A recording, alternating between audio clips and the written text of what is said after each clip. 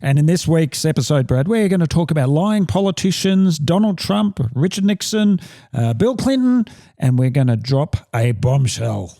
A lie is where you willfully mislead somebody knowing that what you're saying is factually incorrect.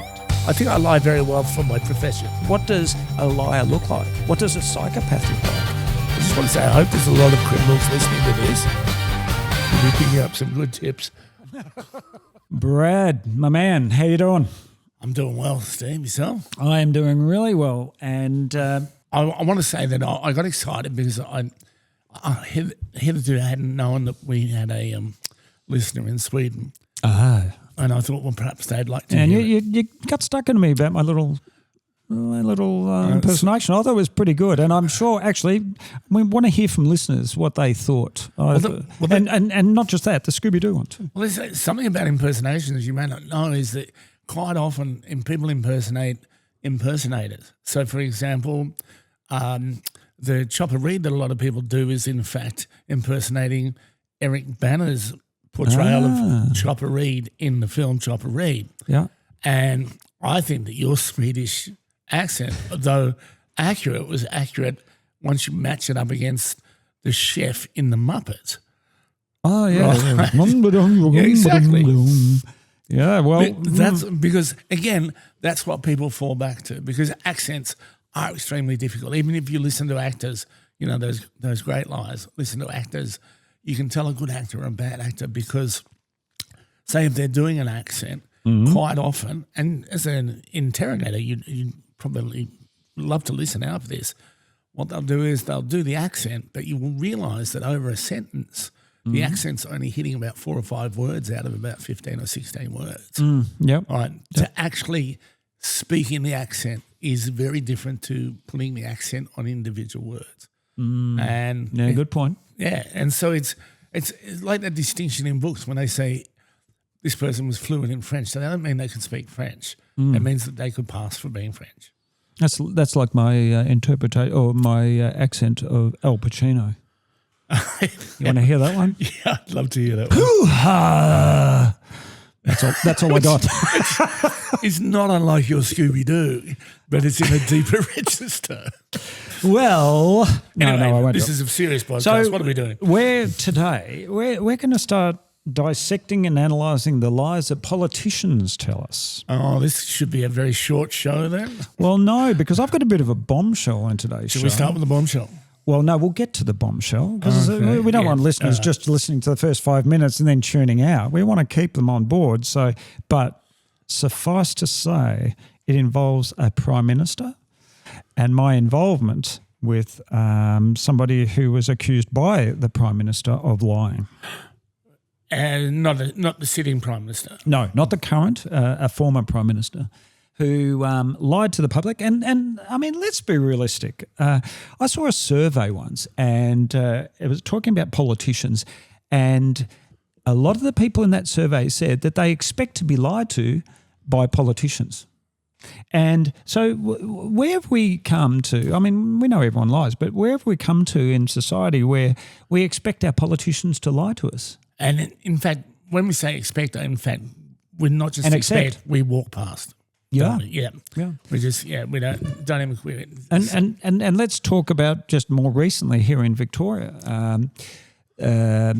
Kilkenny, who I think it's Sonia Kilkenny, who's the Attorney General here in Victoria. I'm just here we go. Here we go. He's backing out. He's stepping down. I just want to say that that's Steve's voice naming the Chief Judicial Officer of Victoria. We'll see where this goes. Yeah, well, you can sit back, but and you know what I do. It's all about deception and misleading people. So, just for the viewers and our international viewers who may not know the story, here in Victoria, we have a issue with a union, CFMEU, and it's been mentioned that between $15 to $30 billion in taxpayer funds have gone wherever, and government can't account for it. And as a result of that, the Premier of Victoria, Jacinta Allen, had said that in 2024 she reported to IBAC, Independent Broad-Based Anti-Corruption Commission, that there was illegal activity occurring, and it reported to IBAC. Now that's a truthful statement. The problem was that IBAC doesn't investigate unions; they investigate public officials. On the back of that, Sonia Kilkenny, the Attorney General, said that she reported to the police that there was corruption in the CFMEU and that she reported it. Well, Victoria Police had no record of any corruption or any formal complaint from her office. So now she's caught between a rock and a hard place. And what do people do when they get caught out? They backtrack. And this is what we're going to talk about today, politicians backtracking and lying.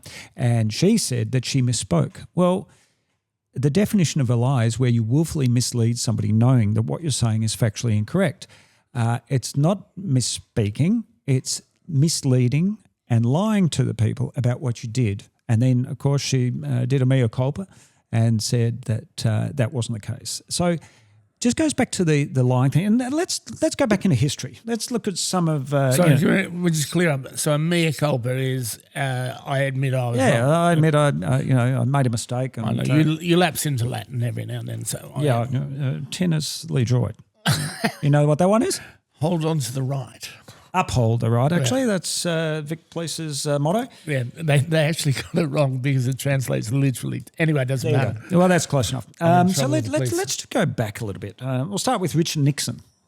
Richard Nixon, former US president. Yes. He denied involvement in the Watergate break-in and cover-up. Tricky Dicky. And, of course, there were secret White House tapes that... come to fruition, which involved the obstruction of justice. And he basically, I still remember, and when I run training courses, I talk about this. He got up there and he goes, "Your president is not a crook." Now, why would you talk in third person? That's always a red flag to me. Yes. And why? And at the same time, he was nodding his head in the affirmative. So that's one of the things we spoke about in earlier episodes. I look for conflict or contradiction between what a person's saying, what their body language is in fact stating, or their shoulder shrug and whatnot. Very important in telling jokes as well. You need to look like what you're saying. What about Bill Clinton? The old chestnut, Bill Clinton. I'm not going to spend a lot of time on that because that's been done to death. I did not have sexual relations with that woman. Miss Lewinsky, I never told anyone to lie, not a single time, and I need to go back and work for the American people, was the quote. Yeah. Now, that's all very fine and well, but if I did a polygraph test on Bill Clinton and asked him if he had a sexual relationship with Monica Lewinsky, he could pass that test. Why? Because he could minimise, justify and rationalise. Well, technically, she performed a sexual act on me. That's not a relationship. What it is a very bad question. So okay, see that's a great distinction. Yeah, well, what's the definition of sexual relationship? Sorry, can I just do a little sidebar there? So what we're hearing there is, and I know we've probably discussed this in other forums, what we're saying is that the polygraph is, of course, not foolproof because if it's not driven correctly, if it's not informed the right way, then it's not easy, but people can get past it. That's a great distinction for our listeners. Yeah. And I remember several years ago, there's a bit of this is out in the public domain, but David Oldfield, a politician, was accused of having sexual intercourse with Pauline Hanson. And I was contacted and said, "Look, Steve, would you be prepared to do a polygraph test on David Oldfield about whether or not that happened?" And I remember this conversation very clearly. He said, "Look, can you ask me if I had an affair with Pauline Hanson?" I said, "Well, technically that's not the issue because you weren't married to your wife Lisa at the time and Pauline was not in a relationship. So technically, if I asked you if you had an affair, you're not lying." Yeah. The question is whether or not you engaged in any form of sexual contact or sexual intercourse. So I've often said, the questions have to be clear and concise, so there's no room for misinterpretation. And guess what? Deceptive people, politicians included, will use language to either deflect, to respond to, or to completely deny. So there's two types of lies we know, lying by omission and lying by commission. Right. What people don't tell you is often more important than what they do. And let's look at Tony Blair, another politician in relation to Iraq. British Prime Minister circa 2000. Yep. Together with Bush, their narrative was that Iraq had weapons of mass destruction. Now, I remember, I don't know if you remember this, Colin Powell, Joint Chiefs of Staff, sitting there in Congress and had all these wonderful pictures of satellite aerial photos of these factories. And he's saying these are the factories that produced the weapons of mass destruction. You probably remember the Coalition of the Willing. Yeah. Go in there, let's get those bombs. Well, I looked at that, and I don't know much about weapons and nuclear weapons, but what I saw was a factory. Yeah. Where were the weapons? And even to this day, we now know that there were never any weapons of mass destruction, but it was part of the Bush Coalition of the Willing to go in there and do it. So there's a massive deception in an effort to buy believability and credibility and to act upon it. And not only did it influence other people, but other governments, and the coalition was formed and in they went. Well, there is somebody leaving out there, and that is the people who helped perpetuate the deception, which is the press, the media. Yeah. They didn't interrogate. They didn't ask the hard questions. They just went along with it. Mm-hmm. And off we went to war. And I think, was that Johnny Howard who took us over there? I don't know if that's the right time frame, to be honest, but let's talk about my bombshell, shall we? Okay. So let me take you back a bit. Sorry, I should have been a little bit more excited then. So let's talk about your bombshell. Yes. That's feigned interest, by the way. Let's talk about it. So in 2000, I think it was around about 2001, I get contacted by Laurie Oakes. Do you remember Laurie Oakes? Yes. Laurie Oakes was... No relation. Chief political correspondent for Channel 9. And he rings me and he says, Steve, I've got a very important test I would like you to do that may bring down a government. I said, thanks, Laurie, no pressure. And what it revolved around is for the listeners who, and not just the listeners who in Australia, but our other international listeners now, there was a public servant by the name of Mike Scrafton, and very senior public servant.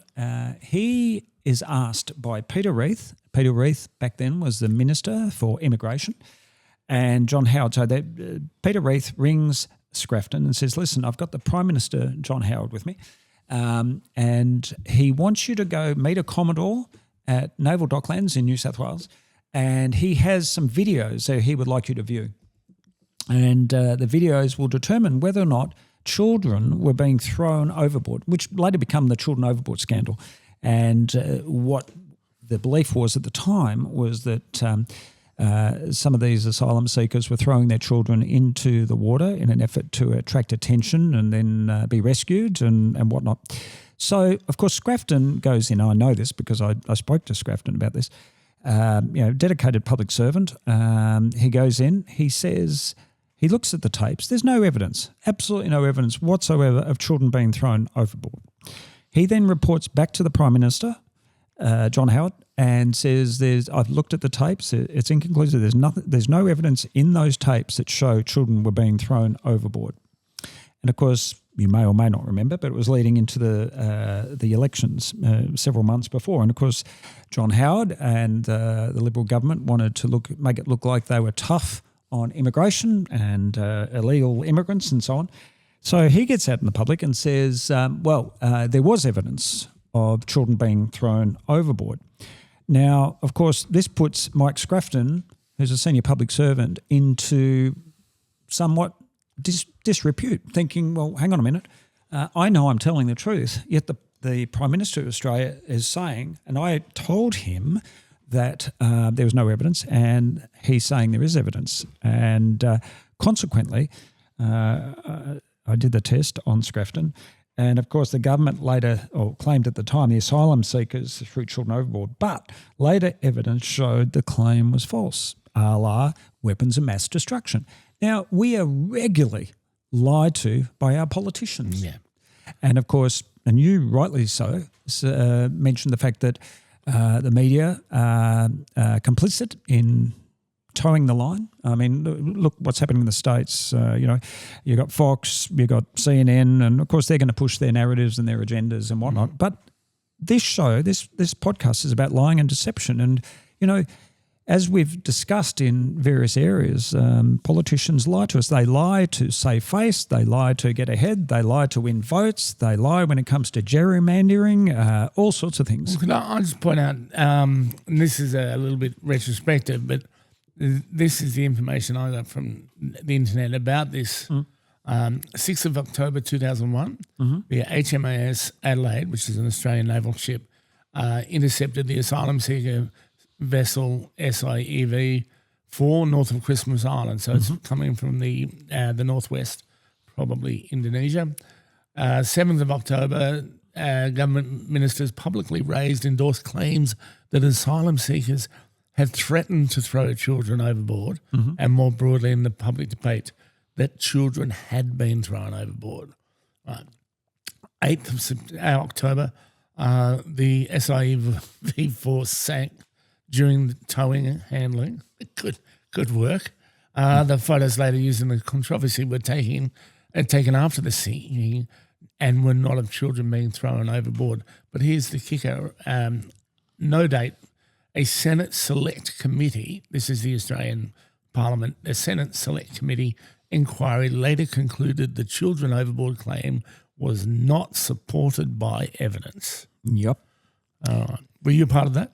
Or was this later? Well, not that, but I did interview and speak to and conduct testing on Scrafton, who was the public servant who was tasked to go and look at that. And, of course, do you know what department he was? I think Prime Minister and Cabinet. Oh, yeah. Don't quote me on that, but I'm pretty sure it was. And, of course, he was thrown under the bus. And as we've seen in politics, when it's politically expedient, that happens. The common factor in that was that, in fact, John Howard was Prime Minister for both of those incidents. Like the children overboard, which I think what they say was 2001. Yep.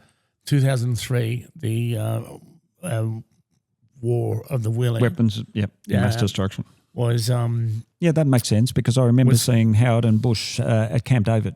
Yeah, and so it doesn't say what happened to Scrafton in the end, but I can tell you what happened. He ended up resigning. His professional reputation was besmirched as being a liar, but he was later vindicated. Yeah. Okay. So, and did he end up working at Bunnings or? Bunnings, I don't know, but I know that they have a lot of good tools there and they get really good discounts if you're a staff. Right. Let's talk about Donald Trump. Let's move on. Now, I know we've only got 30 minutes. We're not. I hope we're not calling Donald Trump a liar. We need to invent a new word for it. Exaggerator. Yeah. Exaggerator in chief, maybe, and that relates to the crowd history in relation to remember the election crowd size. So you said there were megatons of people there and more than Obama's inauguration ceremony and all that type of thing, and of course there's a lot of people there. There was more people than was that Trump? Yeah, of course it was. And you get stuck into me about Scooby-Doo and Al Pacino. I only did it because I knew you weren't over it. Oh, yeah. We'll talk about that later. But anyway, of course, there was always the allegations of widespread fraud in the 2020 election. But I'm an evidence man, as you know. I'm all for due process. But I did see those photos when Trump was there, and it was could have had something to do with the weather conditions. It was a pretty terrible day, but there were nowhere near as many people. But, of course, you've got to look at the lies that politicians tell us, and they do, and regularly. I mean, why would we expect politicians not to lie to us when everyone else does? Marketing firms, media, your friends. Lying is part of the fabric of society that makes it keep ticking. Do you know, it's almost like in a brave new world that we could have an independent checker, because I'll tell you another place lies occur is when you say you have a protest.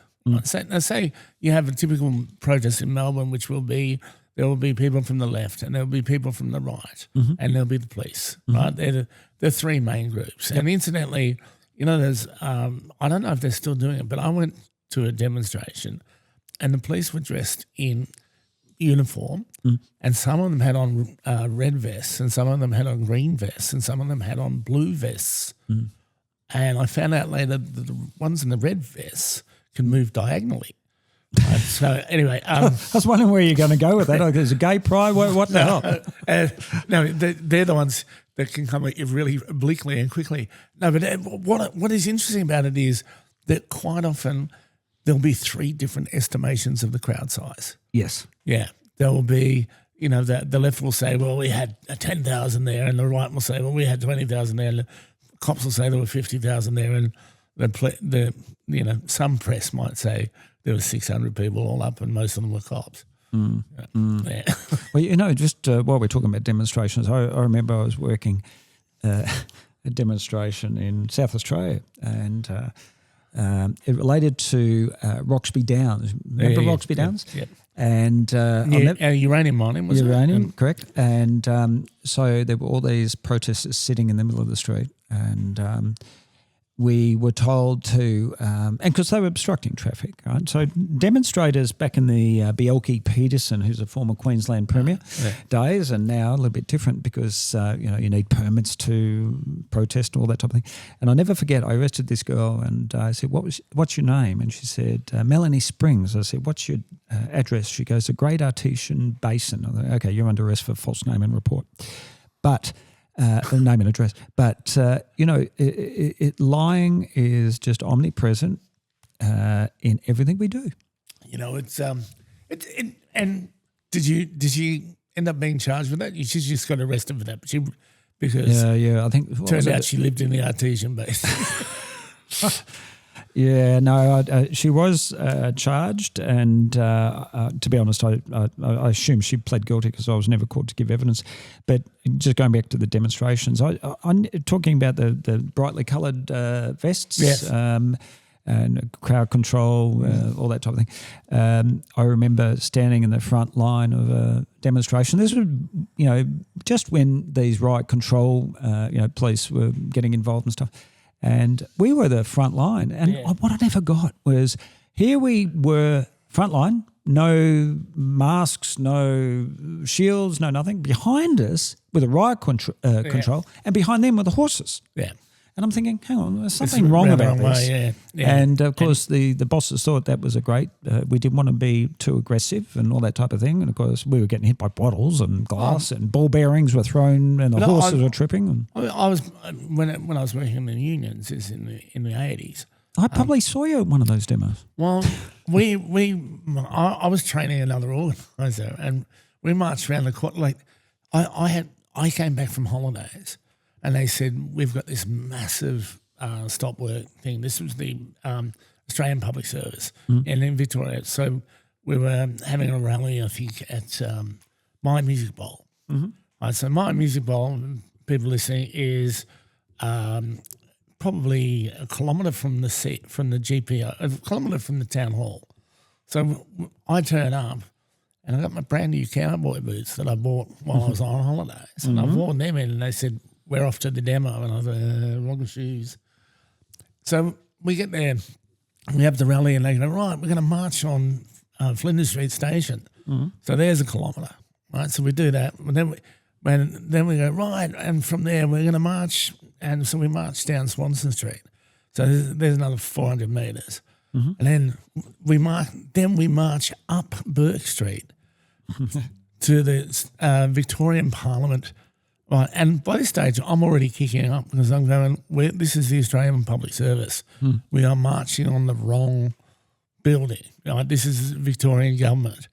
We get up there and finally somebody listens to me and they said, yeah, but the federal public offices are around the corner. Oops. Just down in Spring Street. So off we march, right? And my feet are killing me.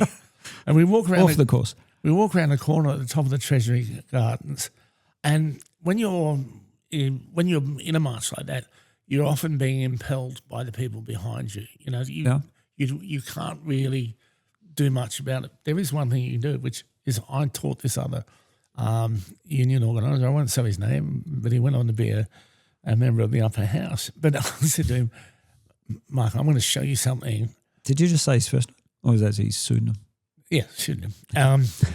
I'm going to show you something because we were being pushed by the socialist Fourth International Trotskyists, right, who always wanted to fight the police. Yeah.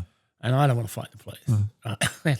And we're being pushed towards all you coppers, right, in just normal uniforms and no riot gear. I think with might have even still been wooden batons then, or right. The rubberized ones that you get when you graduate. There's about 40 centimetres. Yeah, and I know when people are shitting themselves, and those coppers were shitting themselves. Well, what sort of numbers do you have? So we had probably they'd been dropping off every time we went. They were getting tired. It's just, I know the trots were still behind us because they had just absolutely no depletion of energy whatsoever. But I think we'd started off with 8,000 or 6,000 or something like that. Big number. And that dropped off and we went back to the city because it was a stop work meeting and where it was resolved that you could take the rest of the day off, but it wasn't a proper strike. So a lot of people would have gone back to their buildings up Burr Street. And, had I not been a marshal of I would have dropped out by now with my sore feet. We come around the corner, we're being pushed down this side street by the trots who are just wanting to get at the cops. And I'm looking at these, and a lot of them are young coppers. They're just straight out of, city traffic. Yeah, and they're just shitting themselves. And I said to this guy, or did they not see a group of tired men? Well, no. But you were between them, weren't you? Well, I was nowhere near the size I am now. No, I was hiding nobody, but they could hear. And, and you've been in this situation, the vision and in a crowd is it's not your number one sense. Your number one sense is you can feel around you, you can hear around you. Anyway, we were being pushed towards these, and I thought, well, we're going to be the first ones to get whacked. So I just said to him, mate, do this. What do I do? Turn sideways, right? And you turn sideways and everybody slips past you, right? And very strategic. Yeah, straight, and they just went bang straight into the coppers, and we went to the pub. Yeah. And I put my feet in a bucket of ice. When you first started talking about the numbers and that, it reminded me of a Get Smart episode. And I remember, he says, Get Smart says, this building is surrounded by 100 agents. Yeah. I find that very hard to believe. Would you believe 10? No. Would you believe a Boy Scout and a very angry German shepherd? And that's so the numbers dwindled because you were having a beer and soaking your feet. Well, yeah, but anyway, so back to my original point before that absolutely pointless anecdote by me. So the numbers are disputed, right? And I know that we have the technology. You could fly a drone over the crowd, and you could within 5, you could say how many people were actually there. So why doesn't somebody do that? Well, we've definitely got the technology now. Oh yeah, and I'm all for. I don't want the art of deception to disappear. I'm out of a job if I can't make up jokes. But there's certain things that we really do. Do we have to keep bullshitting about this kind of stuff? Well, they do. Yeah, and it's just part of the process. I mean.